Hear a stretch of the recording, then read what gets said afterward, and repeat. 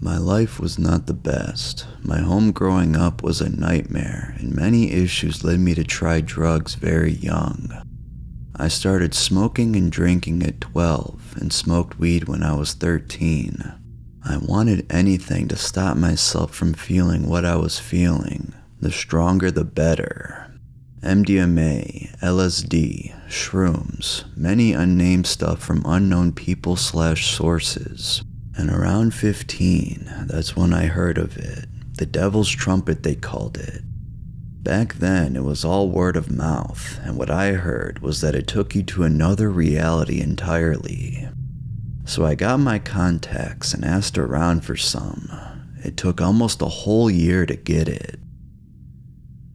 I remember the guy that gave it to me said he took 6 seeds and was pretty fine, but that it was intense. I decided to take half of that since I didn't know how strong it might be. I took it without a trip sitter because I was confident in being experienced enough. I was dumb and young and didn't know that Datura was a deliriant and not a psychedelic. Starting the trip off, I get this dreadful feeling. Everything was fine until it wasn't.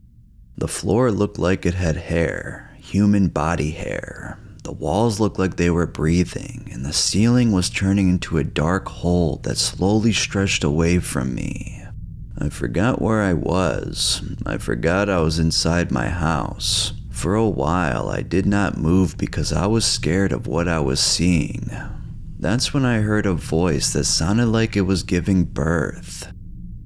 I did not know what to do, so I asked where I was, and the voice took form, becoming like a sphere. I stayed still in the far end of the room. I'd forgotten I took Datura completely, and forgot who I was, and my name. I was very thirsty, and my mouth felt very dry. When I blinked, I could see through my eyelids. When I closed my eyes too. I got anxious, so I started smoking a cigarette I found on the ground. I don't know if it was real or not, but I don't remember where it went after I lit it. The sphere took me through a door it opened. It was too bright in the other room.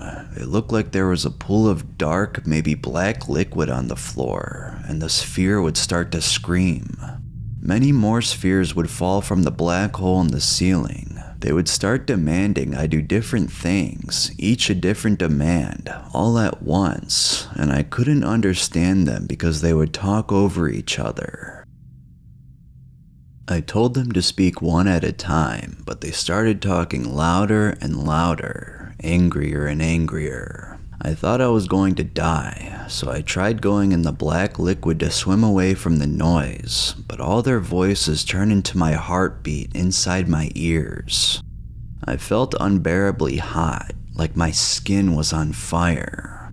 For some reason, I could feel my teeth inside my gums and how they itched where they met bone.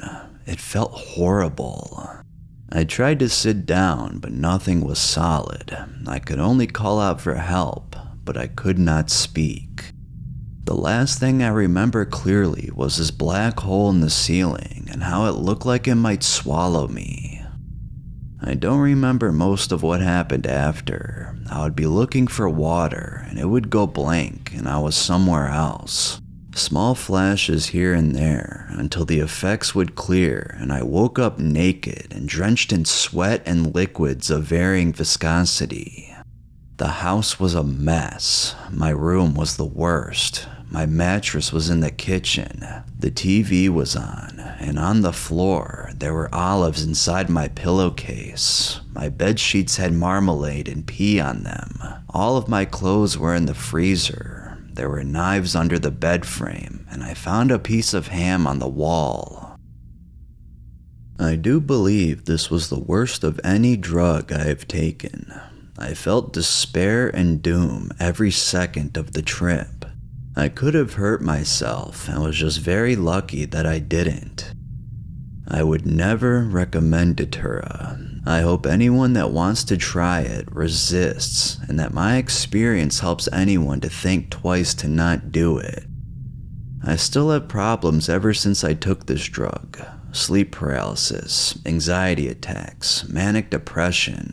I can't stand lights and brightness at all. I understand wanting to run away from it all, but trust me, this shit is not it. Anything else but this one.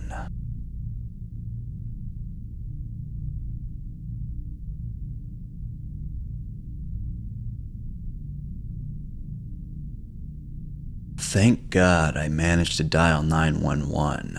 As I type this, I'm currently hooked up to an IV. The doctors say I'm lucky to be alive. The last thing I remember is trying to find the 30 missing seeds I wasn't intending on taking. I took all of them. I apparently stabbed my left arm with a bread knife at some point. Luckily, it didn't hit any arteries or anything else important. I had to get a few stitches, but it's expected to heal and leave a nice scar. After I'm discharged from the hospital, my doctors are having me stay in a psych ward for 2 weeks to ensure I remain stable mentally. I'll go into more detail once I'm fully recovered.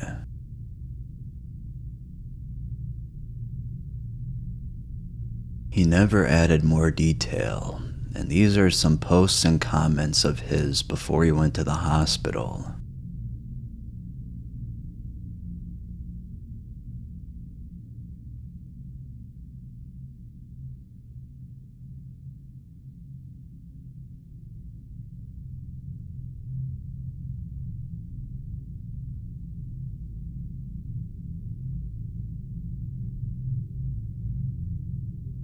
What I did in the winter of 2005 in a small town is something I will never do again. I regret ever having done it, and yet it was perhaps the most interesting time of my life. For a time, I was the essence of delirium. For about a year, I'd been smoking pot on a daily basis, and in that time had tried the usual psychoactives: shrooms, acid, salvia, Hawaiian baby wood rose seeds, and my favorite, ecstasy. So one night, my friend, let's call him Ryan, and I had been planning to get some rolls for about a month now, and had found someone to hook us up. But the day before, I got the phone call no parent, or in this case, stoner, ever wants to get. My dealer got tickets to a concert at the last minute and was out of state. We tried to call around everyone we had ever met to find a hookup, but to no avail. So we started walking down the street to our local restaurant, and along the way, I noticed a white trumpet-shaped flower growing in some bushes on the side of the road. Ryan and I both identified it as Datura and decided to snap a pot off of one. We went to the restaurant and I decided to eat 10 seeds. Since we didn't know what it would do to us, I decided to take them and Ryan would be my sitter. We finished our food and walked home. As soon as we got back to my house, I started feeling very paranoid. We went into the living room and started watching the movie Groundhog Day. And as we watched, I kept forgetting that Ryan was there, and I would become scared and leave the room every time I looked at him. I went into the kitchen and started pouring water into a glass, but started to notice things about my kitchen that I hadn't noticed before. There were spider webs in the corners of the ceiling, and the floor was split in the center. I screamed and ran into the living room where Ryan had finished watching the movie and asked if he could smoke in here. I said he could and curled up under some covers on my couch. About 3 minutes later, I took the covers off of my face and noticed Ryan pulling a cigarette out of his pocket and asking if I had a lighter. I picked one off the floor sitting next to me and handed it to him. However, when I asked for it back, he said he had thrown it at me. I didn't think anything of it, knowing that I could find it later, but soon Ryan's cigarette fell out of his hand. I told Ryan that he had dropped it on his lap, and he freaked out. He began rolling on the ground, and before he could roll over the cigarette, it disappeared. I suddenly remembered I had taken Datura and asked Ryan if he had. He said that he had eaten 12 seeds without telling me. I realized we had shared an illusion and got extremely frightened. I ran up my stairs, which seemed to go on forever, and every time I tried to get to the top step, it would slide out from under me. I finally gave up, but managed to somehow slide to the top of the stairs. I got up and ran into my bedroom and fell down on the floor. I slowly got up, and then suddenly I realized that I was in my room with my old friend from high school. Let's call him Bobby. I started reminiscing with him about the crazy times we had, and I started to roll a joint. I started to light it up, and Bobby said we should go out into the roof to smoke it. We went out my window and sat on the roof and started hitting what had now become a bong. Then, as he passed it to me, it suddenly dropped off the roof, and I leaned into the gutter to try to catch it.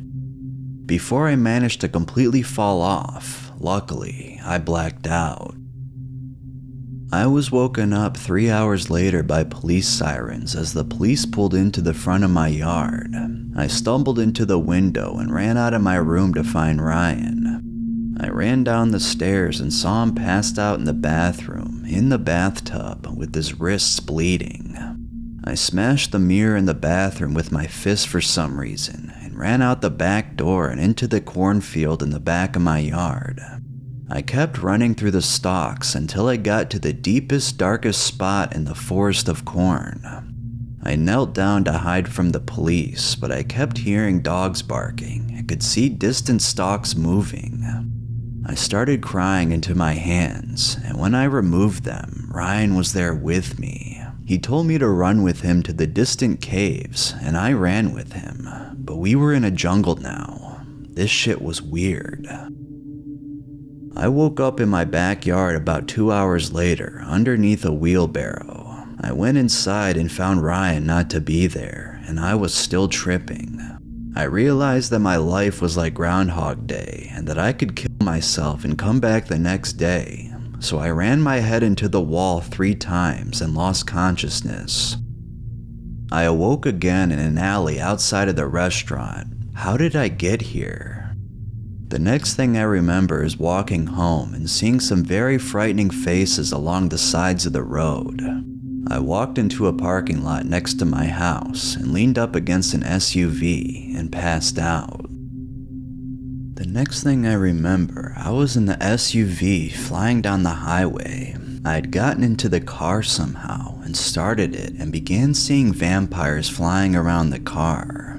I slammed on the brakes and ran into the woods nearby, pursued by the same vampires, and clawed at a tree until my fingers bled, and sat there shivering, hallucinating, until sleep reclaimed me. I woke up and began walking back to the highway. It took about 15 minutes to get there, but it didn't seem like I had run that far into it. I got into the SUV and drove around the highways for an hour and a half before finding my way back home. When I got home, Ryan was not there. I was far too worried to search for him, so I slept for 10 hours to escape the terrible feeling Datura was giving me. The next day I felt like shit and called around to find out if anyone knew where Ryan was. It turns out that Ryan was in the hospital with his spine cracked after having been found by my neighbor. Apparently, the cops had never showed up. Indecently, there was no cornfield in my backyard. My gutter was hanging off of my roof, and my house was a mess. The owners of the SUV reported the car stolen, and even though I returned it and explained, they still insisted on pressing charges, and now I'm going on trial for car theft. So basically, Datura kind of fucked my life up, and I never plan on doing it again.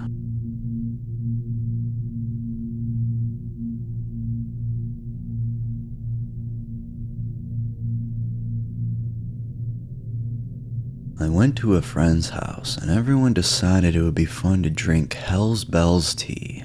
It was about 10 o'clock at night and we had just finished eating our supper when the tea was finished boiling. We each grabbed a mug full of the yellowish liquid. There were 4 people drinking the stuff, including myself and 1 sober sitter. added some honey, and began to sip at the hot water.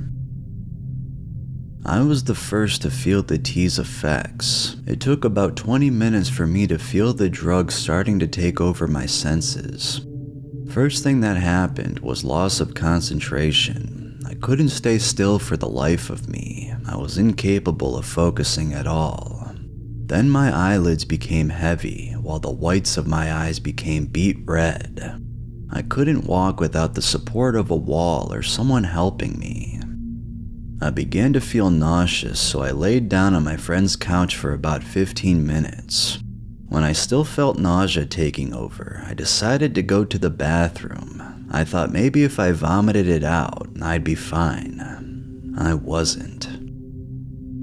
I started to feel really ill.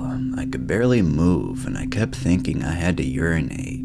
I would be standing up from going pee, and as soon as my pants were up, I'd get the urge to sit down and pee again. I must have done this many times and been in the bathroom for a while because my friend came and knocked on the door to see if I was alright. I told him I didn't know and left the bathroom. The 3 other guys that drank the tea were in the room howling something fierce. They were laughing because they couldn't stand and falling over each other like it was the thing to do.